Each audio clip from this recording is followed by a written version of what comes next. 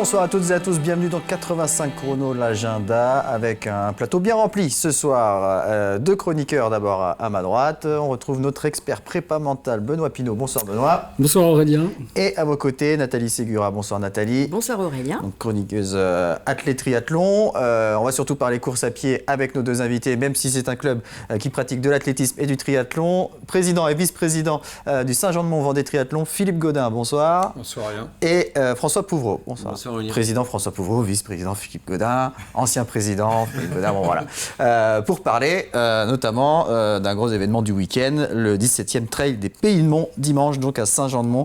4 distances, 6, 12, 24, 36 km, des courses enfants également. François Pouvreau, grand rendez-vous de l'année pour le club, et rendez-vous qui, comme beaucoup d'événements, n'avait pas pu avoir lieu l'année dernière. Effectivement, malheureusement l'année dernière on n'a pas pu le faire, et c'est vrai que c'est nos premiers gros événements de l'année, ça s'annonce très très bien.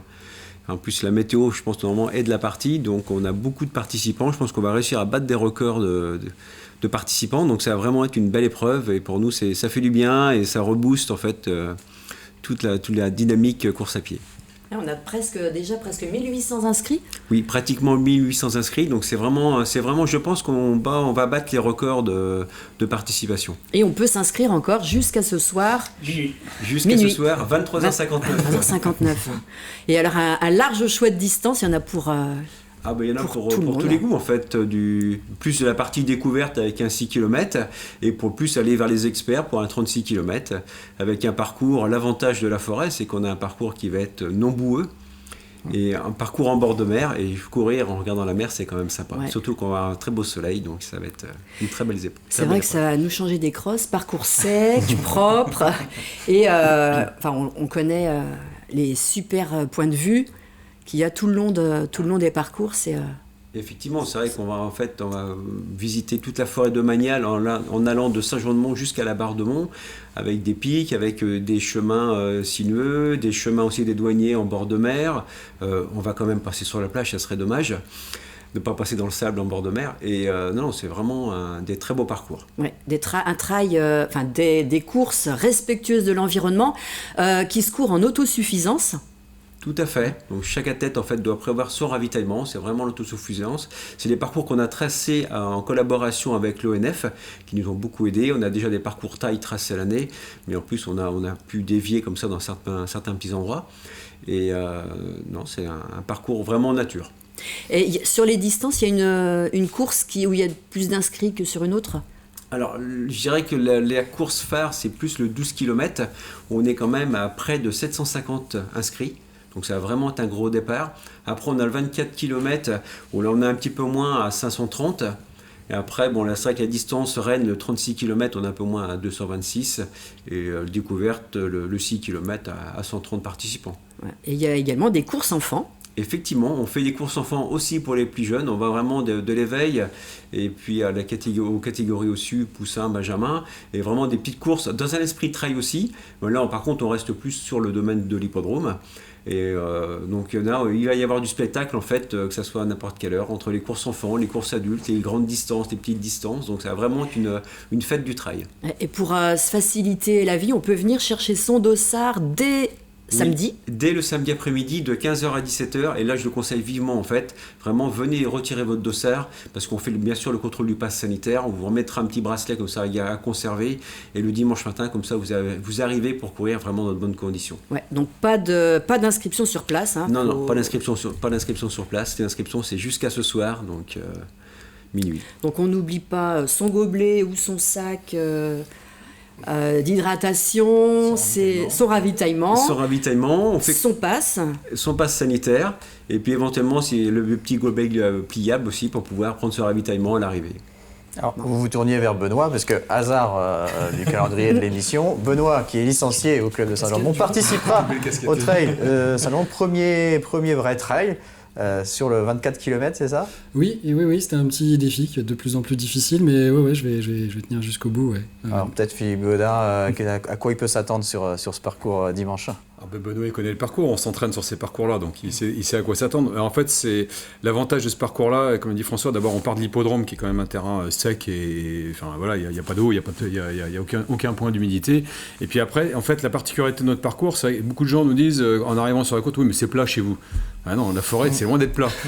Ça monte pas très haut, ça fait pas des 1000 mètres, c'est sûr qu'on n'a pas 1000 mètres même de dénivelé cumulé, mais par contre, le côté sable souple, plus le cumul de toutes les petites montées, les petits coups de cul là, qu'il peut y avoir au fur et à mesure, ça fait mal aux pattes, et au bout d'un moment, et notamment la partie du 12 km, c'est vraiment la partie la plus dure, parce que ça n'arrête pas de monter et de descendre, quoi. Donc c'est assez raide. Bon courage, Benoît. Avant de retrouver votre chronique prépa mentale, on va commencer à énumérer les rendez-vous sportifs du week-end, les autres rendez-vous sportifs, avec notamment du football. À noter qu'en National 2, les Herbiers joueront un match en retard à Nantes samedi. En National 3, on jouera la 17e journée avec Chaland face à la réserve de Laval, la Châtaigneraie face à Sablé, le Poiré qui accueille Le Mans, Fontenay ira jouer à Changé et La Roche se déplacera à Sautron. En division 2 féminine, La Roche ESO ira jouer à Lens dimanche. Il y aura du basket également. En Ligue féminine, l'équipe de La Roche se déplace à Charnay samedi. Il y aura également 2 matchs de National 3 masculine samedi soir avec La Roche-sur-Yon face à Castelnau-Médoc et Chambretot face à Tulle. Saint-Georges-de-Montaigu et le CTC Nord-Ouest Vendée seront en déplacement. En National 3 féminine, 17e journée également avec un derby vendéen. 2 hauts de tableau entre Chantenay-Saint-Germain 4e et le Smash 3e. Au match aller, c'est le Smash qui l'avait emporté 78-55. Et puis du rugby, 14e journée de Fédéral 3 dimanche avec le Rugby Club Sablé 4e au classement avec un match en retard qui affronte Plouzané 3e avec 6 points de plus, mais aussi un match de plus. Au match aller, c'est Plouzané qui l'avait emporté 25-8. Le FC Lyonnais se déplacera chez le leader Saint-Malo. Et puis en volleyball, en National 3 masculine, 2 matchs en 2 soirs pour l'équipe de Boufféré avec un match en retard de la 11e journée et un match de la 15e journée. L'équipe de Boufféré qui affronte Rennes vendredi soir, Rezé samedi soir. Boufféré qui reste sur une victoire chez le leader et qui a donc l'occasion de décrocher sa première victoire à domicile. Allez, on va maintenant parler prépa mentale. Avec le jingle, et donc Benoît qui a revêtu le maillot de l'équipe de France de cyclisme. Oui, bien vu, exactement. Et on va parler de cyclisme aujourd'hui, et j'imagine que tous les deux, vous avez été très attentifs aux derniers championnats du monde de cyclisme qui se sont tenus en Belgique avec la fabuleuse victoire de Julien Alaphilippe. J'allais dire pas tout seul, puisqu'il a une bonne équipe et un bon entraîneur. Et je voudrais qu'on voit d'ailleurs son palmarès pour ceux qui ne connaîtraient pas encore Julien Alaphilippe, parce que mine de rien, à 29 ans, il est déjà détenteur de pas mal de victoires, et puis j'espère aussi qu'il va briller encore, notamment sur les routes du Tour de France cette année. Et avant de parler de cette édition des championnats du monde, l'année précédente, les championnats du monde qu'il a aussi remportés se sont tenus en Italie, à Imola. Et cette édition était un peu particulière, et notamment je vais parler des championnats du monde, puisque c'est une épreuve un peu particulière. Spécifiquement, il n'y a pas d'oreillette. C'est la seule épreuve. C'est la seule épreuve. Okay. Alors, peut-être que ça reviendra, mais je vais vous expliquer en quoi ça a son importance dans les championnats du monde. À Imola, en 2020, du coup, toute l'équipe en fait, a suivi à la lettre la stratégie qui a été développée par Thomas Voeckler, qu'on connaît bien en Vendée. Et ça a été vraiment un récital, et c'était du papier à musique. Et d'ailleurs, je voudrais qu'on écoute son interview d'après-victoire de 2020. Je suis fier parce que ils n'ont pas fait ce qu'ils voulaient, ils n'ont pas fait à l'instinct, même si Julien c'est un coureur à l'instinct. Ils ont fait ce que j'ai demandé, mais après il faut les jambes pour l'appliquer. Et il faut que les mecs ils adhèrent au discours. Donc oui, je n'ai pas honte de le dire, je suis fier de ce qui s'est passé, de la façon dont on a gagné. Et en 2021, ça se passe pas pareil. Et non, ça se passe pas pareil en 2021. Et déjà, le parcours, il est en Belgique, donc il était fait pour faciliter la victoire de Van Aert, qui était vraiment le grand favori de l'épreuve. Et Julien Alaphilippe, déjà, dès le départ, va pas du tout suivre les consignes. Son équipe, au départ, oui, mais lui, non. Et déjà, on le voit attaquer très très tôt dans la course, et plusieurs fois. D'ailleurs, on va écouter les commentateurs, ce qu'ils disent de ses attaques. Bon, et Colbrelli qui arrive à y aller. Et derrière, Van Aert, il peut pas y aller. Hein. Et non, Van Aert qui ne peut pas y aller. Julien Alaphilippe qui s'envole. 49 km encore à parcourir. Sonny Colbrelli dans la roue du Français. C'est trop loin. C'est trop loin, on s'enflamme là. Van Aert, il y va pas. Moi, je pense qu'il peut y aller, mais c'est trop loin. Il le sait pertinemment que c'est trop loin. Ah ouais, trop loin. Et même sa femme, hein, commentatrice, elle le connaît bien. Ils le connaissent bien, tous les commentateurs. Et pourtant, il y va. Il attaque une fois, 2 fois, 3 fois. Et encore une fois, même à 17 km de l'arrivée. On va le voir encore attaquer. Et nouvelle accélération de Julien Alaphilippe sur la bande plus roulante. Incroyable. C'est sa 4e attaque en l'espace de quoi? De 5 km. Julien Alaphilippe, et cette fois il a fait le trou, Julien. Il est fort. Donc il fait que ça, attaquer. C'est pas du tout dans les consignes, et personne n'y croit. Tout le monde est surpris, d'ailleurs ses concurrents en premier. Et là, à ce moment-là, il n'y a plus le temps d'y réfléchir, il est parti. On va continuer à voir et à suivre un petit peu son parcours.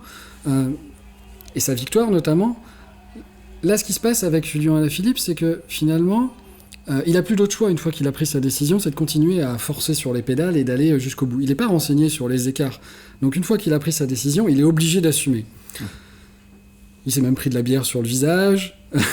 Tout le monde a essayé de le déstabiliser.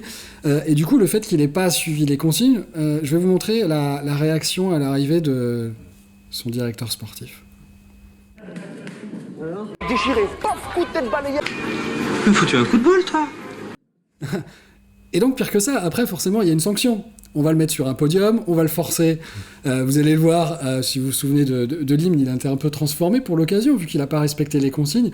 On le force à venir sur le podium, à mettre lui-même son maillot et à écouter du maître Gims pendant que ses coéquipiers se moquent de lui.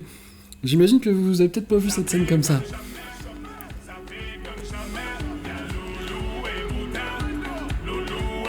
Et donc là, pendant un an, on va l'obliger à porter ce maillot-là sur toutes les courses. Okay. Non, plus sérieusement, je voulais qu'on revienne sur ces deux courses, puisqu'il y a eu deux résultats identiques avec des stratégies qui ont été une fois suivies et pas suivies. Et là, c'est le parallèle que l'on peut faire dans différents domaines. Il est important, et je voudrais qu'on voit surtout la vraie réaction de Thomas Voeckler à l'arrivée. Alors on n'a pas trop respecté le plan, mais ça a marché quand même. L'instinct. Et en fait, Voeckler, il le sait qu'il a une pépite, il le sait qu'il a un talent qui fonctionne à l'instinct. Et lui, son rôle, justement, à Voeckler, c'est de mettre